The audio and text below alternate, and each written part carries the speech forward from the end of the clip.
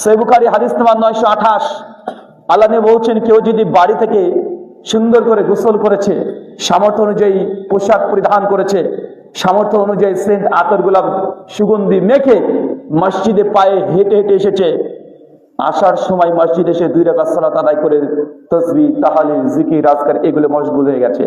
মাঝখানে কোনো অতিরিক্ত কথা বলেনি, মাঝখানে খেল তামাশা মাত্র হয় নাই।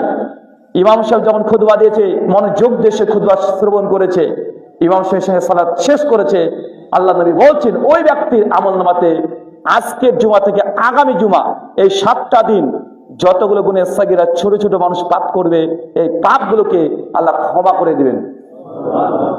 মানে এখনো পাপ করেননি, মানে যদি আপনার পাপ ঘটে যায়, আর আমরা মুসলমান বানি আদম, আমাদের দ্বারা ভুল ত্রুটি বিচ্যুতি, অন্যায়, অত্যাচার, জুলুম, নির্যাতন এগুলো স্বাভাবিক ঘটে যায়। কুল্লু বানি আদম খাত্তাউন, প্রত্যেক আদম সন্তানের দ্বারাই ত্রুটি বিচ্যুতি কথা হবেই।